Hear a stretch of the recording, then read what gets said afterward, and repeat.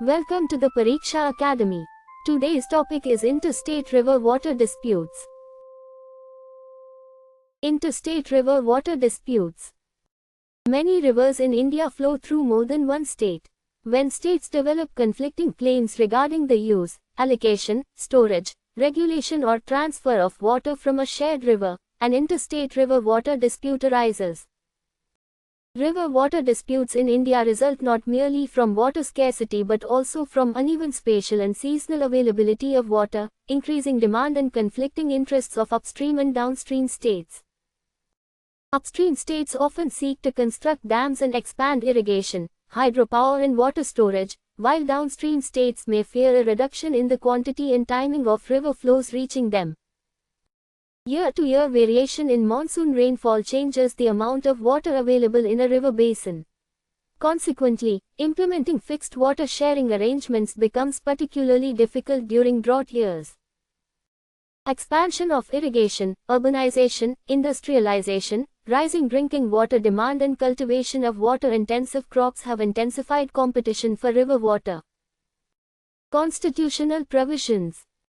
Entry 17 of the state list in the 7th schedule of the Constitution places water supply, irrigation, canals, drainage and embankments primarily under the states, subject to Entry 56 of the Union list.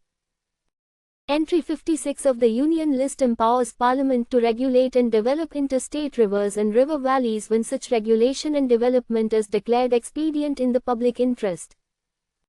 Article 262 empowers Parliament to provide by law for the adjudication of disputes relating to the waters of interstate rivers and river valleys. Article 262 also permits Parliament to exclude or restrict the jurisdiction of the Supreme Court and other courts over such disputes through legislation. Interstate River Water Disputes Act 1956. The Interstate River Water Disputes Act 1956 provides the principal statutory mechanism for adjudicating interstate river water disputes. When negotiations between the concerned states fail to resolve a dispute, a water disputes tribunal may be constituted under the Act. A tribunal considers factors such as water availability, basin conditions, requirements of states, irrigation, drinking water and other relevant considerations while determining water allocation. The River Boards Act 1956 provides for the establishment of river boards for coordinated development of interstate river basins, although its practical role has remained limited. Kaveri Water Dispute. The Kaveri water dispute has primarily involved Karnataka and Tamil Nadu, while Kerala and Puducherry are also parties. Karnataka is an upstream state, whereas the Kaveri Delta in Tamil Nadu has historically depended heavily on river water for irrigation. The central issue concerns allocation of available Kaveri water among the basin states, particularly the quantity of water to be released during deficient rainfall years. The Kaveri Water Disputes Tribunal was constituted in 1990 and delivered its final award in 2007. In 2018, the Supreme Court modified the allocation, increasing Karnataka's share while reducing Tamil Nadu's allocation to some extent.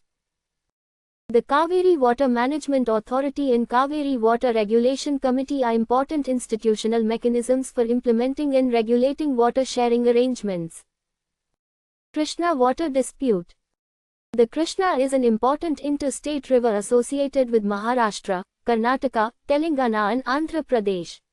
The dispute primarily concerns allocation of Krishna water and the development and operation of irrigation projects and dams.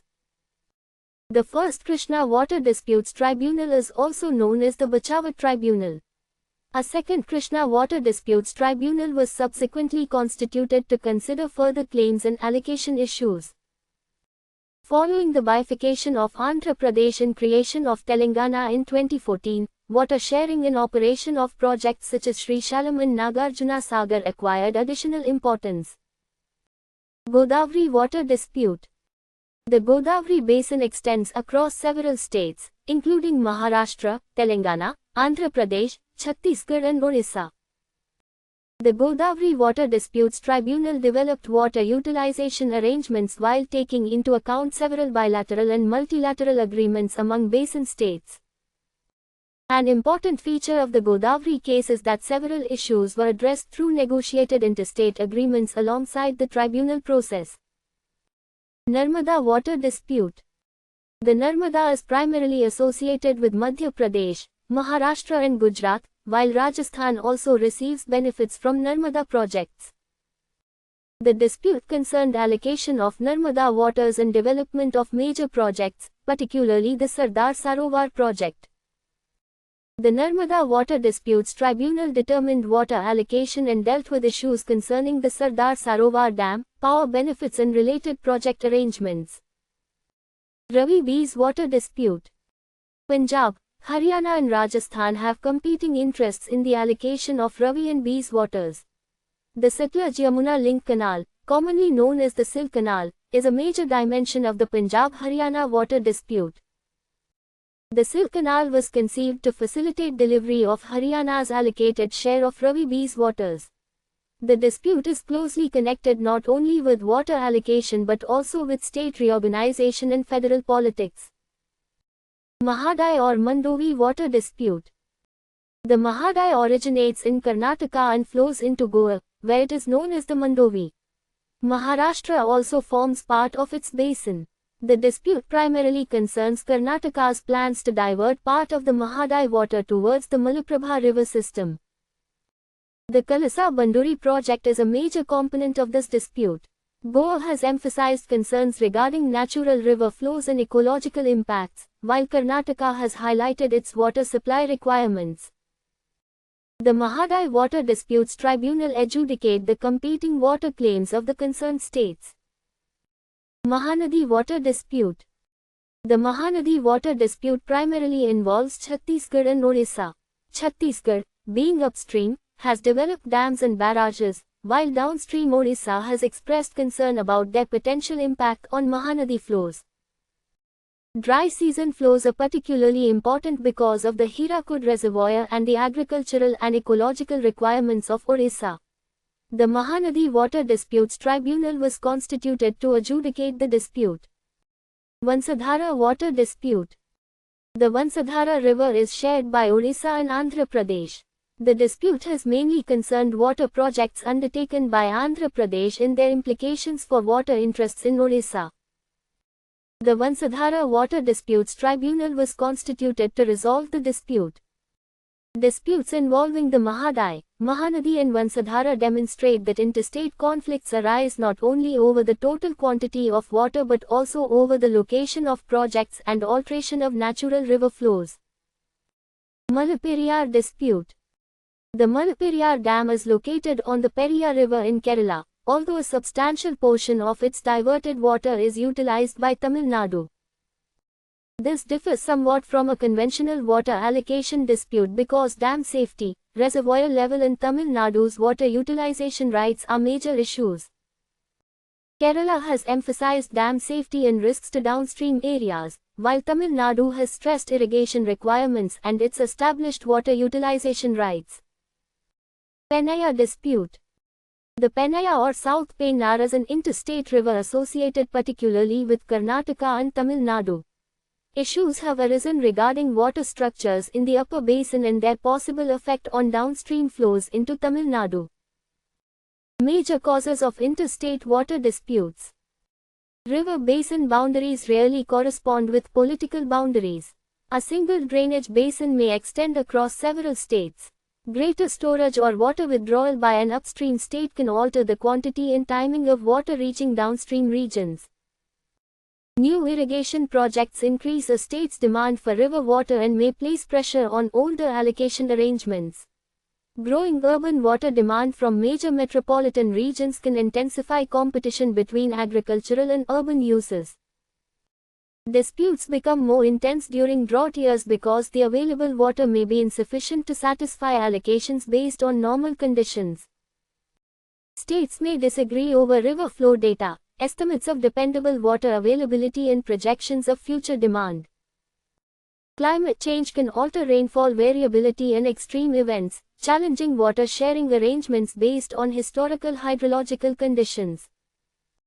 Ecological dimension. The entire flow of a river cannot be treated merely as water available for allocation among states. A minimum environmental flow is necessary to maintain the ecological functioning of the river. Excessive withdrawal can adversely affect wetlands, aquatic biodiversity, fisheries and delta ecosystems. Insufficient freshwater flow in downstream and deltaic regions can increase saline water intrusion and ecological degradation. Approaches to resolution.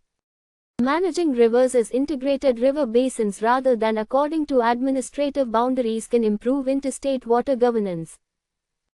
Water allocation needs to balance historical use with present requirements, drinking water needs, irrigation, environmental flows and future water availability. Reliable and mutually accessible data on rainfall, river discharge and reservoir storage are essential for building trust among states. Real-time data sharing can facilitate coordinated decisions during floods and droughts based on actual rainfall, reservoir levels and river discharge. Improving water use efficiency can reduce pressure on contested river basins. Efficient irrigation and cropping patterns suited to local water availability are particularly important in water-stressed regions. Interstate river water disputes reflect the interaction of physical geography, water scarcity, development priorities and Indian federalism. Durable solutions require coordinated management of the entire river basin, including water availability, ecological requirements and changing patterns of demand. Thank you very much for joining us. For more useful study material, please like and share this video, and subscribe to the Pariksha Academy channel.